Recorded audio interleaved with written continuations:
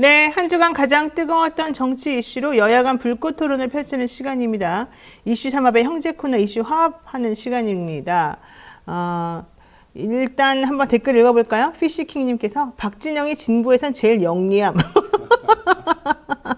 갑자기 이런 말씀하셨고요. 김부식님께서는 우리 대통령 일본으로 망명하거나 야반도주하겠네요. 이런 얘기도 하셨고, 여기 또 이런 얘기 하시는 분들도 있어요.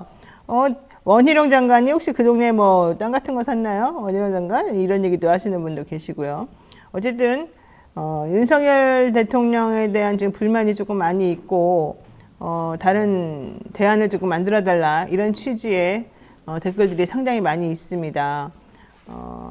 정라라님, 타지 사람이 12,000평 산 거랑 고향 사람이 자기 옆에 256평 산 거랑 똑같나요? 네. 루브마리님, 아파트 2,000세대 정도 들어올 수 있다던데요. 이런 얘기도 하셨고요. 자, 뭐 어차피 얘기하겠습니다만은 지금 이게 김건희 여사 그 땅 관련 양평 특혜 논란 때문에 사람들이 요즘 제일 신경을 많이 쓰고 있는 거거든요.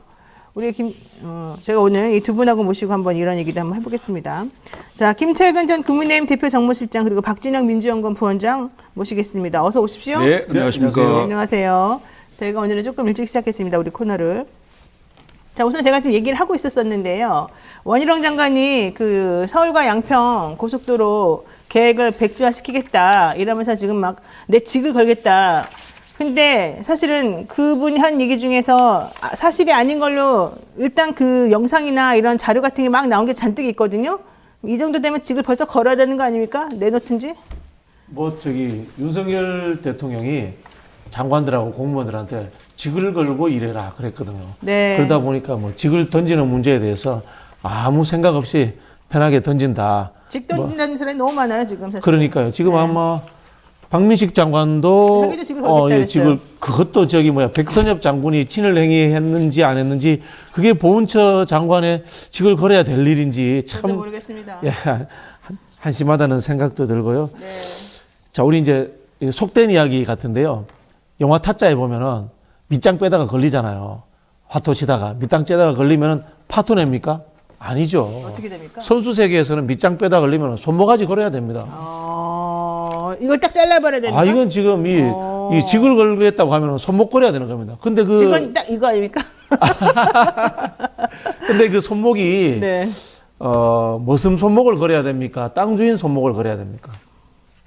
뭐 제가 말하면은 그런가요? 걸릴 것 같은데요. 실제로 네. 이익을 보는 사람이 손목 걸어야 안 되겠습니까? 그죠? 그러니까요. 그래서 제가 봤을 때는 이거는 알고 보면은 정권의 명운이 걸린 정권의 손목이 걸린 사건으로 지금 커지고 있다. 정권의 명운이 걸린 사건으로 커진다. 네. 네. 저는 그렇게 보고 있습니다. 네. 이게 하여튼 뭐 제가 보기에는 원희룡 장관이 백지화 시켰잖아요. 이거 말도 안 되는 얘기를 한 거야, 사실은. 그러니까 지금 뭐 이제 타짜를 비유했는데 네. 판을 엎은 거죠, 판을. 그리고 문제 제기를 하니까 그래, 그럼 문제 제기하면은 그럼 없던 걸로 해. 이런 식이잖아요. 이게 지금 1조 8천억이 들어가는 그 사업이 네, 국책 사업이고 예타를 통과했어요. 예타 면제 사업도 아닙니다. 그렇죠. 예타 통과하기 쉽지가 않거든요. 사업성, 경제성 다 이걸 봐서 했을 건데 그걸 통과했고 양평 군민들이 10년이 넘도록 그렇게 바라던 수건 사업인데 이게 장관의 한마디로 그냥 없던 일이 될 수 있는 사안이 아니거든요. 그렇죠. 그런데 도대체 무엇 때문에 이걸 백지화 선언을 했냐 이거죠. 그러면 가장 핵심은 뭐냐면 네. 원안에서 수정안이 된 건데 원안은 2년 전에 예타 통과하면서 결정된 아니고 이 수정안 변경된 그 계획안은 올해 5월 달에 지금 변경됐다는 거 아닙니까? 변경된 안에 그 노선 주변에 보니까 김건희 여사 일가 땅들이 많이 나오는 거 아니에요. 네. 그럼 이건 특혜 의혹을 당연히 주장할 수 있는 거 아닙니까?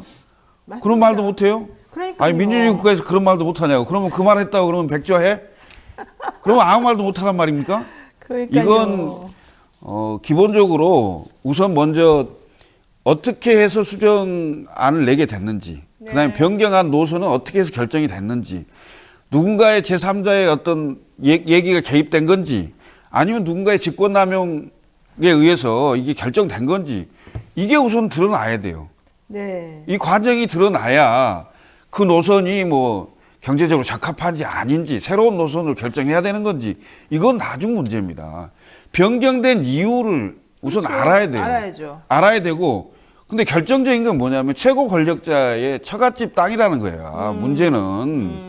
그럼 당연히 사람들이 의심을 하고 보는 거 아니겠어요? 우리가 의심을 해야죠 먼저. 아니 그리고 합리적 의심이 가는 거예요. 그렇죠. 그리고 땅도 이게 무슨 뭐 몇십 평, 몇백 평 땅이 아니잖아요. 이게 몇천 평 단위고 몇만 평. 이게 예를 들어서 용도 변경이나 지목 변경이 돼서 사업을 할 수 있는 상황이 된다면 이미 서울 강남까지 20분 거리에 있는 상황이면 이건 사업지로서도 엄청나게 이게 값이 달라지는 거예요. 엄청 달라지죠. 아유 완전히 달라지는 겁니다. 그러면 이게 당연히 특혜 의혹이 있는 거죠. 이게 대장동하고 또 다르게 엄청난 파란을 일으킬 수 있는 상황인데. 있는 거죠. 근데 이걸 없던 일로 해? 그럼 없어지나요? 그러니까요. 이게 국책 사업이기 때문에요. 네. 국책 사업을 진행하려면은 국토부에서 그냥 도장 꽝 찍어서 결정하는 게 아니고요. 수많은 평가들이 있습니다. 말씀하신 것처럼 예비 타당성 조사도 있고요. 교통환경 영향 평가도 있고요.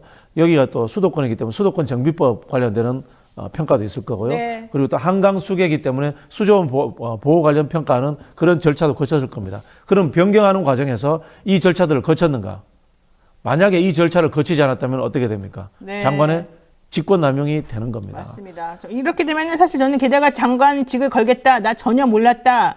이렇게 지금 얘기를 하고 있기 때문에 장관직 거는 거는 이건 탄핵감 이미 나는 걸렸어요. 이건 탄핵감이라고 봐요. 왜냐하면 그렇게 거짓말을 했다는 게 나오기 때문에 이거 장관 이렇게 그냥 넘어가면 안 될 것 같은데 어쨌든 더 중요한 악재가 생겼습니다. 중앙일보에서 오늘 새벽 5시에 올라온 기사예요. 제목이 뭐냐면 원희룡 백지화 그날 윤 지지율 7.6%포인트 하락. 역풍 걱정. 이게 지금 오늘 5시에 중앙일보에서 나온 기사예요. 원희룡 장관이 백지화시키자마자 자칫 내년 4월 10일 총선에 악재가 될 수 있다라고 하는 걱정으로 지금 얘기가 되어가고 있는데 10일 날 발표된 여론조사에서도 그런 상황을 일부 확인할 수 있다. 리얼미터의 조사에 따르면 대통령의 국정수행 지지율은 지난주보다 2.9%포인트 하락한 39.1%를 기록했는데 특히 원 장관의 서울 양평 고속도로 사업 백지화 발언이 있던 지난 6일 하루만 놓고 보면 윤 대통령 지지율은 7.6%포인트 급락해서 34.9%까지 밀릴 것이다. RN서치가 5일에서 7일 조사에서 이날 발표한 여론조사에서도 윤 대통령 국정운영 지지율은 3.1%포인트 떨어진 40.5%로 나타났다. 이게 되게 중요한 거다라는 얘기 아니겠습니까? 이게 이제 어제 리얼미터에서 이제 발표한 조사인데요. 리얼미터가 이제 한 2, 3일씩 이렇게 시간을 두고 하잖아요. 근데 네. 이게 원장관이 백지화를 발표하던 그날 7.6%가 급락했다는 거예요. 바로 그겁니다. 예, 그리고 이제 그 다음 날 그 국민의힘에서 다시 재추진한다 뭐 이런 얘기하고 뭐 가짜 뉴스 뭐 이런 얘기로 좀 물타기를 해서 아마 그 하락하는 것을 좀 막았다 뭐 이런 기사가 어제도 나왔었는데 네. 오늘 이제 중앙일보에서 아마 새벽에 나온 기사는 심층 분석을 해서 아마 쓴 그렇죠. 기사 같아요. 네. 예. 중앙일보까지 이렇게 심층 분석해서 할 정도면 요즘 심각하다 이렇게 봐야 되겠네요. 국민들은 이 변경 이후에 권력 핵심부에 네. 의중이 실렸을 것이다 라고 이렇게 개연성을 갖고 보고 있는 거죠. 그렇죠. 제가 하나만 예측하자면요. 아마 원희룡 장관이 양평군 주민들을 대상으로 해서 여론조사하자라는 제2의 꼼수를 던질 가능성이 상당히 높습니다. 양평군 주민들만 대상으로. 네, 예. 그렇게 할 그렇죠. 가능성이 많다고 그래서 봅니다. 민주당 때문에 우리가 일을 못한다. 아니죠. 그게 아니고요. 네. 이 강상면하고 양서면인데 양평 읍내하고는 강상면이 가깝습니다. 그러니까 양평군의 주민들은 강상면에 생기는 게 더 좋다. 제2시를 이용하는 게 좋을 수도 있는 거죠. 아마 그렇기 때문에 여론조사 하자는 이야기를 제가 할 가능성이 높다고 봅니다. 그런데 여기에 함정이 존재하는 게 뭔가 하면요. 네. 이 국책 사업이라고 하는 것은 양평군 주민들만을 대상으로 하는 것이 아니고요. 대도시 광역권 교통계획에 의해 가지고 수도권 전체에서 어디가 교통이 잘 빠지도록 하는가라는 그런 목적 하에서 시행된 겁니다. 그렇죠. 근데 이 여론조사를 양평군으로 해서 탈출하려고 하는 꼼수를 부릴 가능성이 저는 높다라고 봅니다. 그 이유는 뭔가 하면요. 네. 지금 원희룡 장관이 좀 알 겁니다. 아유, 나 딱 걸렸구나. 절차와 형식을 무시했구나. 이 모든 게 이제 직권남용이잖아요. 네. 그렇기 때문에 백지화해서 덮어버리자. 근데 백지화해서 덮어버리자고 하니까 야당이 안 받잖아요. 그러면은 새롭게 시작하자. 어떻게? 여론조사를 해서 새롭게 시작해서 절차를 만들어 가자라는 식으로 회피하는 방법을 치고 나올 겁니다. 여기에 당하면 안 됩니다. 그게 말이 안 되죠. 말이 안 돼요. 그렇게 할 가능성이 많다고 봅니다. 저는. 우선은요, 원안이 왜 수정됐는지를 그렇죠. 네. 밝혀내야죠. 네. 그다음에 누군가의 입김에 의해서 됐냐, 그다음에 대통령 처가 땅에 있는 걸 알고 했냐, 모르고 했냐, 그다음에 실제로 그게 진행됐다면 엄청난 특혜가 있을 수 있는 건데, 그렇죠. 이거 개입된 사람들 다 나올 거 아니에요. 예? 이걸 그냥 없던 일로 하고, 그다음에 일안이냐 이안이냐 놓고 투표를 해요? 이게 무슨 나라입니까 이렇게 하면? 훌륭하십니다. 예? 맞습니다. 그게 말이 안 되는 거죠. 그래서 중요한 건 그렇게 절차를 거쳐야 되는데 그런 건 하나도 없이 감정적으로 장관이 나 그만할래. 니네 자꾸 시끄럽게 해? 알았어. 안 할게. 니네 한번 뭐 대봐라. 이런 태도를 취하는 게 사실 너무 말이 안 된다는 장관이 거죠. 나 그만할래라고 하는 말 자체가 직권남용. 그러니까 말이 안 되는 거예요. 그 자체가 그런 거는. 직권남용입니다. 그런 건 다 탄핵 사항이라니까 진짜 내가 봤을 때. 우리 일반 시민들은 국토부 장관이 그냥 도장 쾅 찍으면 끝나는 줄 아는데 그렇지 않습니다. 그렇지 정부에 않아요. 일어나는 대부분의 일들이 외부 전문가들까지 참여하는 위원회를 통해서 결정납니다. 네. 기초시군조차도 도시계획심의위원회라고 해서 시장 군수가 혼자 결정하는 게 아니에요. 대부분이. 네. 근데 왜 장관님이 이렇게 무리수를 줄까요? 사실 그분이 정치를 오래 하신 분이기도 하고 이분이 서울대 법대 수석 하신 분 아니에요? 사법시험도 뭐 되게 사법시험 수석인가? 서울대 법대 수석인가? 어쨌든 공부를 되게 잘하신 분이잖아요. 잘 알고. 그렇죠. 이제 제주지사도 재선하고 네, 네. 국회의원, 왜 이런 국회의원 거예요? 4선도 하고 공천 때문에? 국회의원 한 번 더 하려고 공천 때문에 하지는 않겠죠. 제가 그런 건 보기에는 괜찮아요. 네. 지난번 대통령 선거 때도 대선 후보로 출마를 했고 장관까지 했으니까 뭐 결국 할 수 있는 게 더 하고 싶은 게 총리 아니면 대통령 아니겠어요? 총리? 대통령? 예. 결국은 정치적으로 자기는 승부수를 건 거죠. 제가 봤을 때는. 오세훈 시장처럼? 그러니까 승부수를 건 건데 네. 걸어도 한참 잘못 걸었다라고 저는 보여집니다. 왜냐 이미 그 원희룡 장관은 네. 윤석열 정부하고 한 배를 탄 겁니다. 이 한 배를 탔는데 윤석열 정부가 기본적으로 성공한 정부라고 국민들에게 인식이 되어야만 그 정부에서 그 강요를 했던 사람에 대한 그 인식이 좋을 거 아니겠어요? 그래야 앞으로 더 큰 정치를 할 수 있는 상황일 건데 보아하건대 지금 집권 2년 차에 30%대를 넘어서지 못하는 여론 지지율이 대부분인데 이런 형국에 그 원희룡 장관이 판단을 제가 보기에는 굉장히 큰 미스를 한 거다. 국민들을 보고 판단한 게 아니고 여전히 위를 보고 판단한 게 아니냐 이런 생각이 들어요. 그러니까 그 예. 위가 결과적으로는 대통령 아니겠습니까? 대통령인지 그 옆에 있는 여사님인지 모르죠. 네, 근데 어쨌든 그렇다고 치더라도 이렇게 행동하는 것이 본인의 향후 더 큰 미래를 위한 빅픽처에 도움이 된다. 저는 아닐 것 같은데 왜 이런 생각을 하는지 아니, 근데 모르겠어요. 제가 말씀드리잖아요. 국민들의 정서에 입각한 국민들을 보고 판단을 했다면 이렇게 안 하겠죠. 그러니까요. 그런데 지금 당장은 워낙 현실 권력이 세니까 그래도 거기를 보고 판단하지 않았나. 현실 최소한 극렬 우측에 있는 지지자들은 잘했다고 할 거니까. 우측 지지자들의 예. 결집 효과, 그렇죠. 확실한 내 편. 그렇죠. 어, 그런 원장- 걸 바라볼 수도 있죠. 원장관이 사실은 확실한 내 편이 좀 없는 편이니까. 이제 김철근 실장님 말씀하신 그런 부분을 보고 생각을 했는데 문제는 이게 한 배를 탔는데 배의 진로를 결정하는 한 배가 아니고 사법적 위험성까지 한 배를 같이 타버린 거예요. 어떻게? 그럼 말씀드렸지 않습니까? 제가 딱 걸렸다는 게 변경한다고 하는 순간 이게 직권남용 의혹이 있는 겁니다. 근데 그 변경에 말씀하신 것처럼 대통령실에 의중이 실렸다. 그럼 대통령실까지도 연결되는 겁니다. 절차와 형식이 무시되었다. 국책사업에서. 네. 이거 국정농단 의혹으로 커져가는 겁니다. 저 같으면 제가 장관이라면 일단 알겠다. 내가 한번 원인을 파악해보고 뭐가 무엇인지 정확히 한번 조사하고 난 다음에 이 부분에 대해서 명확하게 사실관계 밝히고 여러분들 앞에 CCTV를 가려주겠다. 그렇죠. 이렇게 그렇게 말하고 나중에 정리를 하든지 말든지 일단 시간을 좀 버려야 되는 거 아니에요? 지금 이렇게 나오면. 그렇죠. 그 원래대로 하자면은 절차와 형식이 무시됐네. 내가 모르는 사이에 공무원들이 뭐 잘못 일을 했구나. 그렇게 해서 절차적 문제를 내가 찾아야겠다. 이렇게 갔어야 되는데. 일공을 욕하면서 그런 말을 그렇죠. 이제 그렇게 사실은 회피해서 했어야 되는데 네. 바로 내가 다 해결할게. 내가 다 뒤집어 쓸게.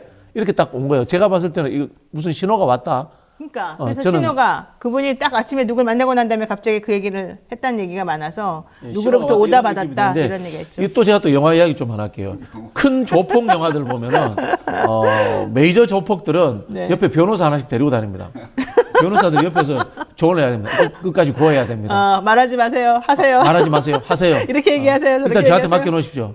근데 보면요, 그 조폭 보수가 죽기 전에 네. 그 변호사가 옆에 있다가 먼저 총 맞아요.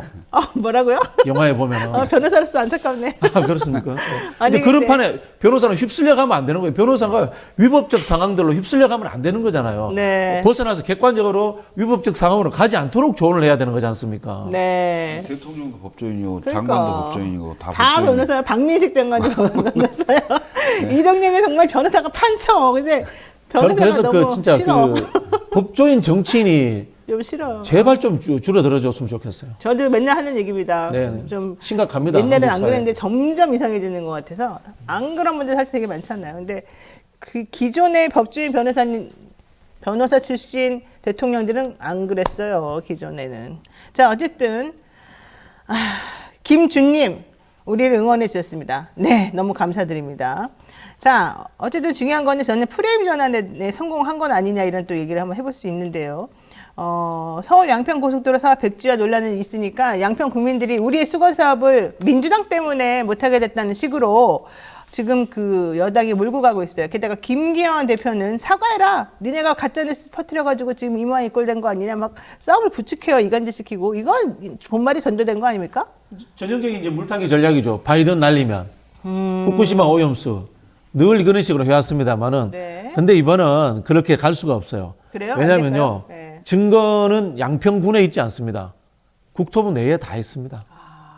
제가 말씀드렸지만요. 국책사업 하나 하려면요. 수백 번의 회의, 수백 명의 공무원들과 외부의 전문가들이 참여해서 결정을 내립니다. 그 사람들의 입을 다 다물게 할 수 있을까요?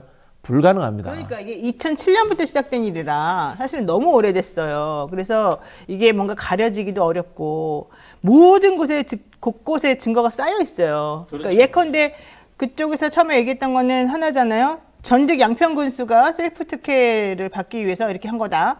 근데 알고 봤더니 이 원안 자체는 김성교 전 군수 12년 동안 재직했던 그분이 있었을 때 진행이 된 것이고 전직 그 양평 군수는 한 4년 군수 하다가 지난번에 이제 바뀌었잖아요. 그래서 했던 게 예타 통과시킨 것밖에 없는 거예요. 아무것도 달라진 게 없이. 그러면 제가 앞서 말씀드렸지 않습니까? 네, 네. 이 대규모 국책 사업을 양평 군민만을 보고한다? 절대 그럴 일 안 되죠. 없습니다. 예. 자, 그 국토부에서 이를 관장하는 사람들이 뭐 실장급 또는 뭐 국장급 정도가 된다고 칩시다. 네. 양평 군수 쳐다보지도 않습니다.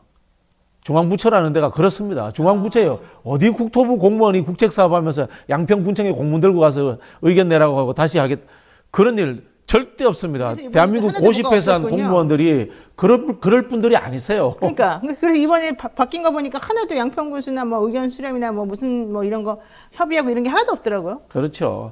의견 수렴 절차가 있으면 왜 양평 주민들이 머리 두드리고 와가지고 우리 쪽으로 IC 내달라고 하고 하남 시민들이 그런 이야기하고 그렇게 하겠습니까? 우리나라 중앙행정이 그렇게 하지 않습니다. 제가 아니, 그러기도 하고 중앙행정이 예를 들어서 지역 주민들의 의견 수렴을 이제 하는 경우도 있고 그렇지 않는 경우도 있지만은 만약에 하는 경우일 경우에 정보가 다 새잖아요. 사전 네. 정보가.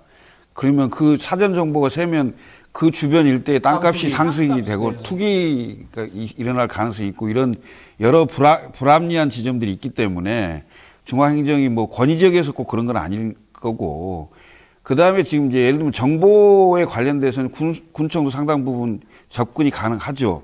사실은. 네. 그러면 원안이 확정될 때 그 당시에 그 군수가 땅을 매입했다면 이건 사실은 이 문제의 핵심은 아닙니다. 핵심은 아닌 그렇죠. 문제지만 그렇죠. 그것 또한 잘했다고 볼 수는 없는 거죠. 그렇죠. 그런데 이 문제의 핵심은 결국은 원안에서 수정안으로 변경이 됐는데 변경된 사유가 뭐며 어떤 이유로 변경이 됐는지 이거에 대한 조사가 있어야 되고 조사로 부족하면 수사를 해야 되고 네. 예? 국정조사가 필요하면 국정조사까지도 해야 될 문제입니다. 왜냐?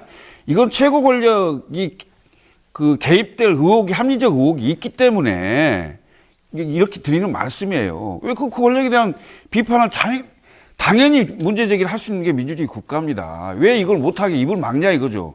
입을 막는 것 자체가 잘못된 겁니다, 지금. 일부러 그런다는 소리가 있습니다. 왜냐하면 지금 연말에 지금 김건희 특검이 올라가 있잖아요. 근데 연말에 이제 그게 할 수밖에 없는 구조가 돼 있잖아요. 패트에 올라간 지가 좀 꽤 돼서. 근데 이번에 만약에 이 소위 김건희 로드라고 불리는 서울과 양평간 고속도로에 대한 얘기가 이제 계속해서 CCTV를 가리자 왜 그랬냐 이걸 밝히기 시작하면 결국 특검으로 갈 수밖에 없어요. 그래서 이번에 민주당에서도 특검 가자마 이랬잖아요. 그럼 기존에 있던 그 특검 플러스 이번에 가자고 하는 그 특검이 이제 같이 해서 뭐가 돼야 되는 거 아니에요? 그건 수정안을 내면 돼요. 그러니까 바로 그거예요. 그래서 할 가능성이 높으니까 아니 오히려 왜냐하면 처음보다. 이게 지금 이제 그 어떤 향방으로 흘러갈지는 좀 더 지켜봐야 되겠습니다만은 국민들이 진상 규명하고 사실관계를 파악해 보자라는 요구가 거세면 거셀수록 결국은 조사 또는 수사를 할 수밖에 없는 상황이 되겠죠. 그러면 결국은 지금 현재 국회에 지금 패스트트랙에 걸려 있는 거잖아요. 양특검이 올라가 있는데 올라가 있죠. 그 김건희 여사 관련된 특검에 그 수정안을 낼 수가 있을 거예요 아마. 네, 있어요. 예. 그때 과거 박근혜 특검 때도 그 수정안을 내서 수정안이 통과된 걸로 알고 있어요. 정의당에서 네. 그러니까 정의당안을 좀 받아들여 주면서 여지를 좀 남겨놨잖아요. 김건희 특검의 범위에 대해서. 근데 원래 범위는 예. 상황에 맞춰서 수정을 할 수 있어요. 예. 제 사견입니다. 뭐 민주당의 전략 방향을 정한 건 아닌데요. 제가 보기에는 그렇게 하지는 않을 것 같아요. 국정감사로 갈 가능성이 높다고 봅니다. 오히려 국정감사다? 왜냐하면요. 도이치모터스 주가 조작 의혹이라든가 이런 부분들은 외부의 민간 회사에서 있었던 일입니다. 근데 이거는 국토부라는 공공기관에 있었던 일이기 때문에 대한민국이 세계 전자정부 1위입니다. 네네네. 모든 자료와 근거들이 그대로 다 정부 있어. 내에 다 있습니다. 그런 부분이기 때문에 아까 제가 또 사람과 회의가 수백 번이 관련되어 있다고 했기 때문에 국정조사를 하면은 여기에서 자료가 나올 것이다라고 생각이 들고요. 그리고 또 내부 고발자도 나올 가능성이 많기 때문에 그렇죠. 저는 국정조사만 하더라도 충분히 의혹의 일부는 밝혀낼 수 있을 것이다라는 생각이 들고 국정조사를 하는 과정에서 불법적인 것들이 확정이 된다면은 그때 특검을 가도 늦지 않다. 이런 생각이 들고요. 아까 우리 김철근 실장님이 정확하게 저는 핵심을 짚었다고 말씀을 드리고 싶은데요. 이거는 결과가 아닙니다. 결과로서 누구 땅이 있었느냐, 김건희 땅이 있었느냐, 김성교 땅이 있었느냐, 또는 뭐 전 무슨 군수 땅이 있었느냐, 이게 중요한 게 아니고요. 왜 원한을 뒤집었냐는 과정입니다. 정부의 행태는 행정 절차가 제대로 적법하게 이루어졌느냐는 것으로 판단해야 되는 겁니다. 네. 이게 바로 직권남용이고 이게 바로 국정농단 사건인 거예요.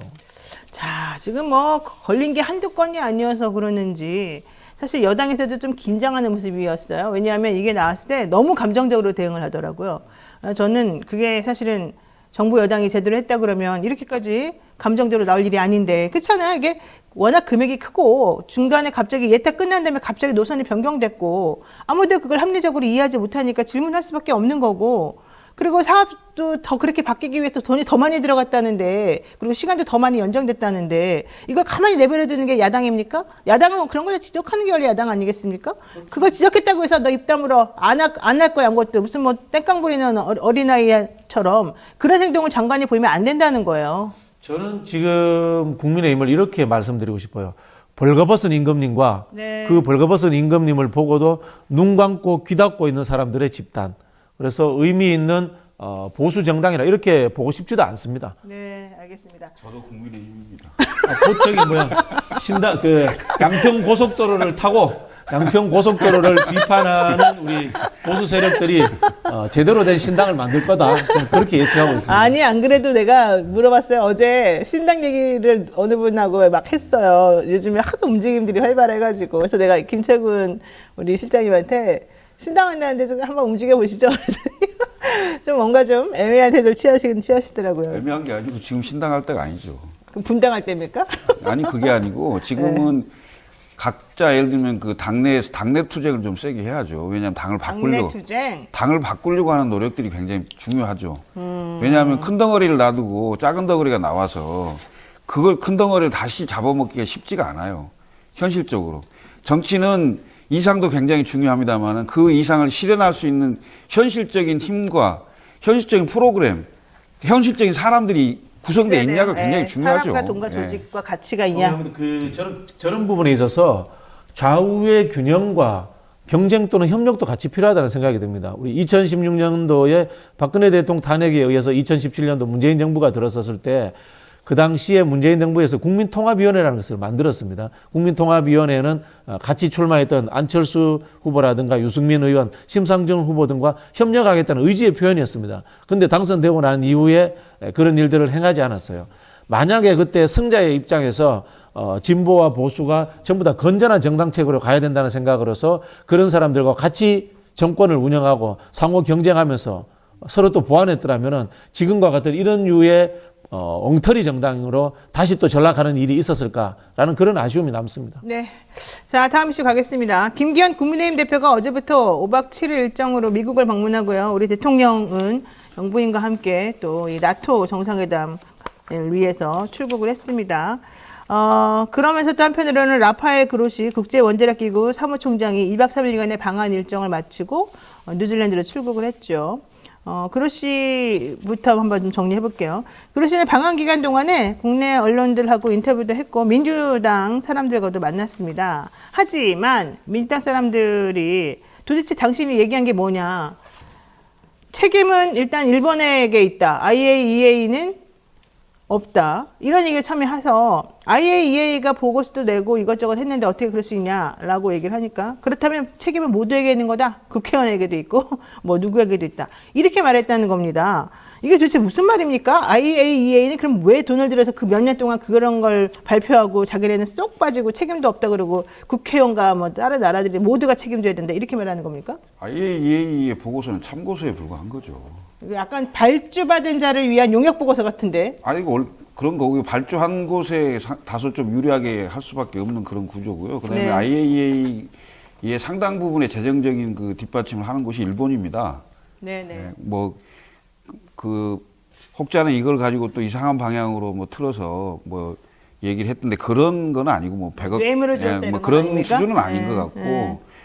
그렇지만 하여튼 IAEA가 상당히 일본 편향적인 건 사실이고요. 네. 그 그로시 사무총장이 와서 결국 한국에 온 이유가 뭐겠습니까? 예? 일본의 입장을 어느 정도 국제기구의 장의 입장에서 조금 더 완화시켜 보려는 그 일환이겠죠.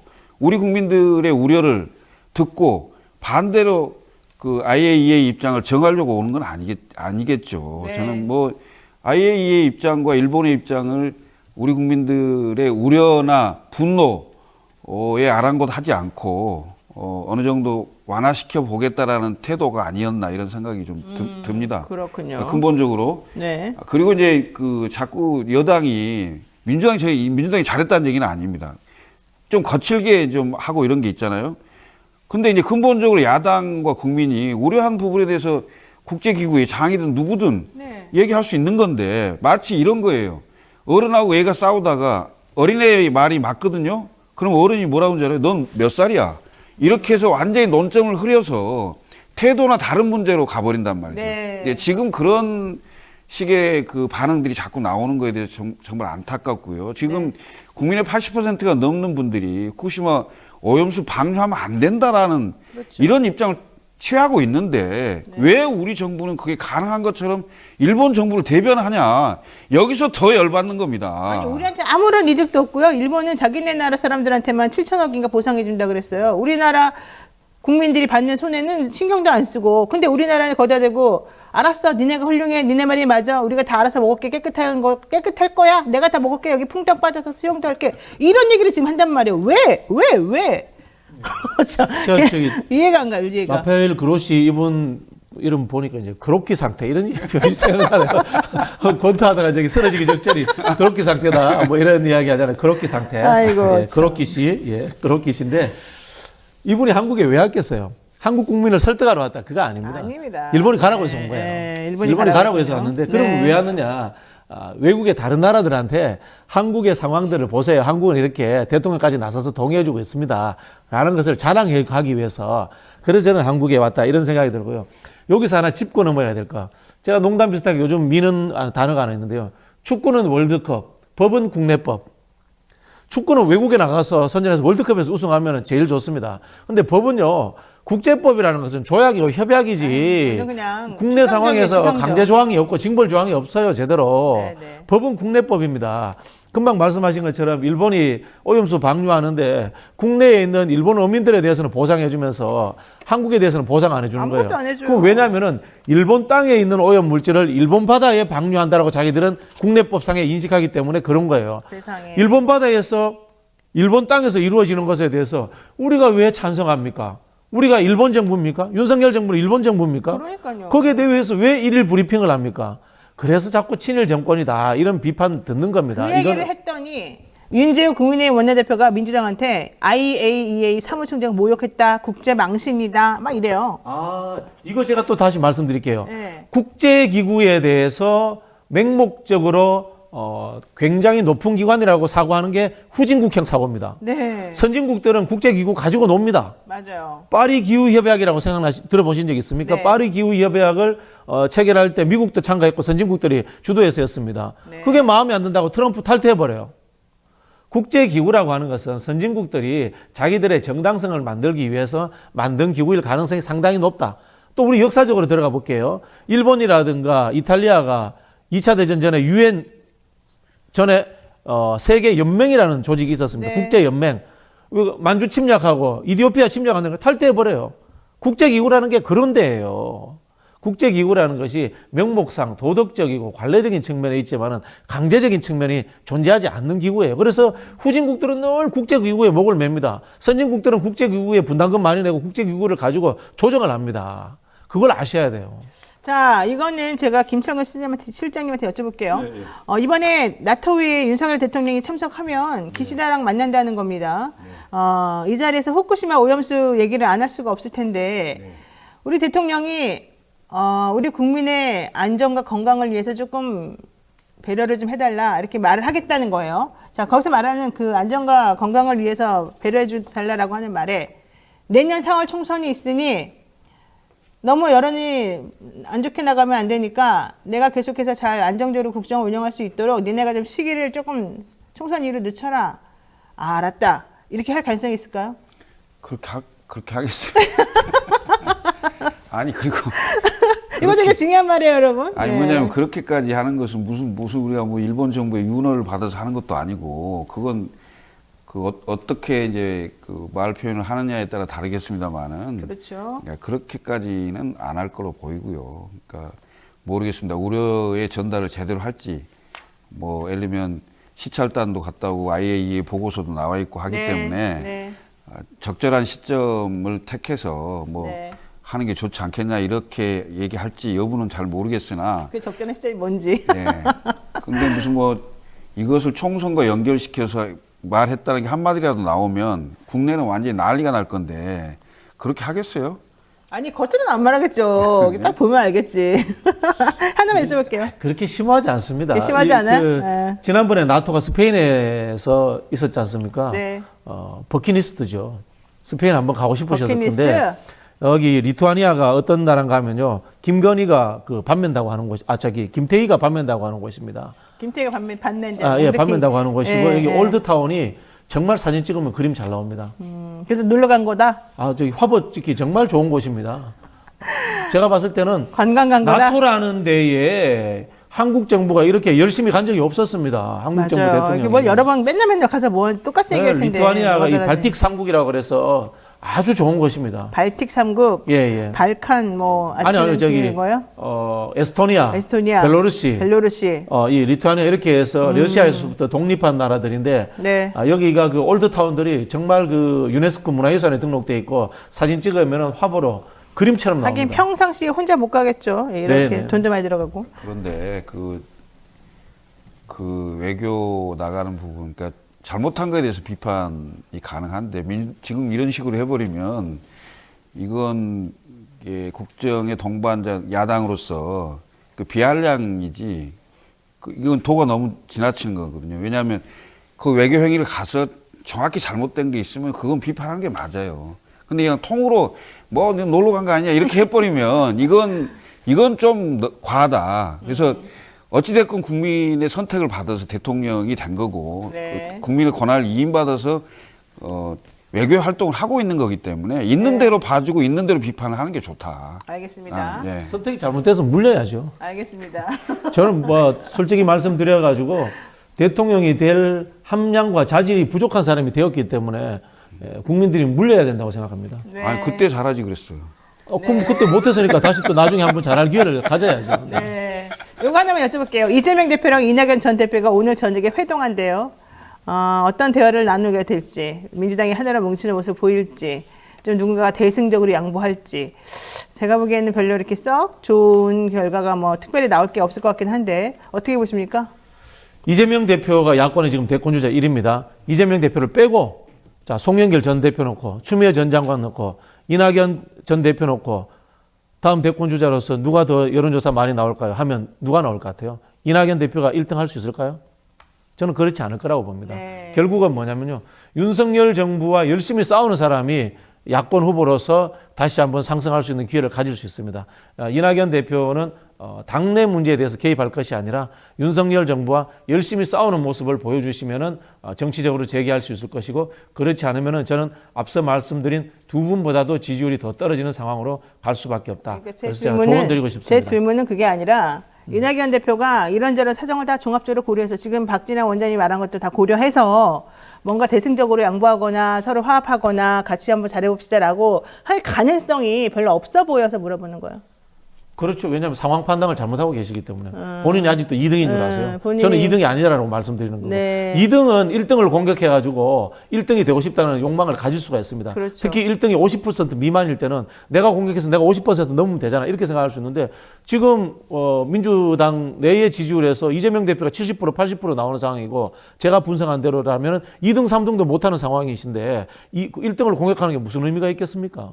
근데 아직도 좀 착각하고 있을 수 있다. 이런 네, 그럴 얘기죠. 가능성이 있다고 봅니다. 아니, 민주당의 주요 주주잖아요. 저는 과거에 YSDJ가 좀 연상되던데 때로는 같이 때로는 경쟁을 뭐 이렇게 하게 될 건데 제가 보기에는 이번 회동이 어찌됐건 이낙연의 그 위상을 좀 높여주는 회동이 되는 거예요. 결과적으로는. 그렇죠. 예, 그게 되는 거고 제가 보기에는 당분간에 협력하는 모습을 취하되 언제든지 갈라설 수 있는 명분을 서로 쌓은 게 아닌가 이렇게 생각이 돼요. 네. 자, 지금 댓글 다시는 분들 중에도 약간 좀 의견이 갈리어서 나오는 분들이 많은데 저는 기본적으로 현재로서는 서로 싸우기보다는 일단 지금 외부에서 여러 가지 안타깝고 압력이 되는 상황들이 많기 때문에 두 거두가 좀 서로 협력하는 모습을 보이는 게 가장 좋을 것 같고 특히 이렇게 이름이나 뭐 명칭이나 이런 걸 가지고서 어떤 특정 집단이나 특정 생각을 가진 분들을 공격하는 모습은 좀 좋지 않은 것 같아요. 그래서 일단은 이 명략 회동 이재명 대표와 이낙연 전 대표 오늘 회동이 좀 성공적으로 잘 끝나도록 하면서 좀 내분이 없어지고 그래서 국민들이 좀 피곤하지 않게 하고 그러면서 중도층을 좀 끌어들일 수 있는 그런 전략을 같이 세워나가는 방향으로 하시는 게 맞지 않을까라고 생각을 합니다. 자, 오늘 말씀 여기까지 듣도록 하겠습니다. 지금까지 김철근 전 국민의힘 대표 정무실장 그리고 박진영 민주연구원 부원장과 함께했습니다. 두 분 고맙습니다. 네. 감사합니다.